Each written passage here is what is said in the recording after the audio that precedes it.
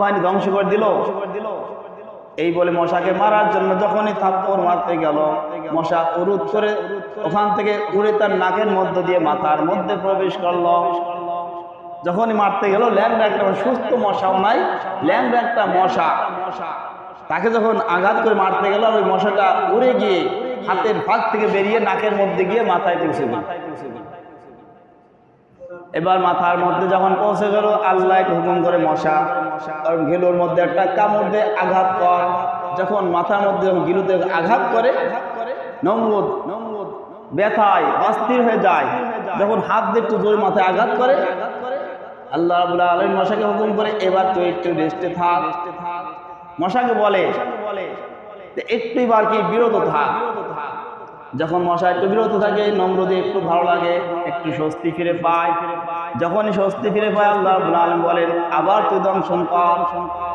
মানে ওর শান্তি থাকতে দিবে না। যখন একটু স্বস্তি পেতে যায়, তখনই আবার একটা আঘাত করে, কামড় দেয়, আবার মাথায় আঘাত করতে হয়। যখন হাত দিয়ে আঘাত করে, মশাটা একটু বিরত থাকে। আবার যখন আঘাত করা থেমে যায়, আবার কামড় শুরু করে। বিরক্তিকর কাজ হয়ে গেছে, এত বারে বারে হাত দিয়ে আঘাত করা যায়। এবার চিন্তা করলো, বারে বারে হাত দিয়ে আঘাত করা তো একটা কষ্টসাধ্য কাজ, একটা ঝামেলার কাজ। এর থেকে মাথায় আঘাত করার জন্য একটা কাঠের টুকরা তৈরি করি। একটা কাঠের টুকরা তৈরি করলো, আর একজন খাদেম রেখে নিল, সে মাথায় আস্তে আস্তে মাথায় আঘাত করবে। যতক্ষণ মাথায় আঘাত করে মশাটা বসে থাকে, আর সে একটু স্বস্তি পায়। আর না, মশা যখন কামড় দেয়, তখন মৃত্যু যন্ত্রণা শুরু হয়ে যায়। যে কারণে ওই মশার যন্ত্রণা থেকে মাথায় একটা আঘাতটা তার কাছে শান্তির কারণ, কষ্টটা তার জন্য শান্তি হয়ে যায়। যেহেতু মশার আঘাতটা ওটা মৃত্যু যন্ত্রণার আঘাত, আর এই বাহ্যিক কাঠের টুকরো আঘাতটা যদিও মরবে না, আঘাত যদি একটু পায়, ওই তুলনায় এটা শান্তিদায়ক।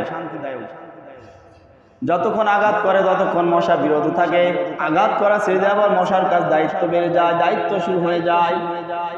এইভাবে করতে করতে মানুষ তো অস্থির, এখন কি করবে, কয়জন মানুষ ফিরাইতে পারে। এবার আরো তার খাদেমের জন্য আরো লোক নিয়োগ করলো, সিফটি আকার তৈরি করলো। 8 ঘন্টা করিয়া 3 জনকে সিফটিয়া ভাগ করলো। 8 ঘন্টা করে এক একজন ফিরাইতে থাকে মাথার মধ্যে। এইভাবে পিটায়, সিফটি বাই সিফটি। এমন করতে করতে তার নমরুদের রাজপ্রাতের সামনে মানুষের আন্দোলনে ভিড় পড়ে গেল। কি আন্দোলন? যে 60 লাখ সৈন্যবাহিনী হত্যা হইল, মারা গেল, তাদের পরিবার আপনজন এসে আন্দোলন শুরু করলো। কেউ সন্তান মরলো, কেউ স্বামী মরছে, কেউ ভাই মরছে, আপনজন মরছে, তারা সকলে আন্দোলন শুরু করলো।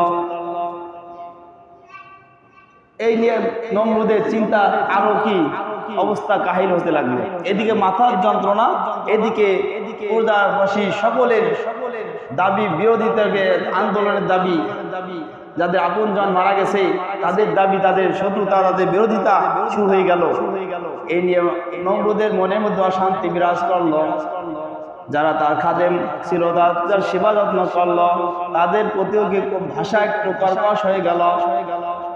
এমন দায়িত্বরত অবস্থায় একজন লোক আসতে দেরি করলো, তাকে খুব মারধর এবং গালিগালাজ করলো, যার পরে সে তার খুব মনে আঘাত পেল।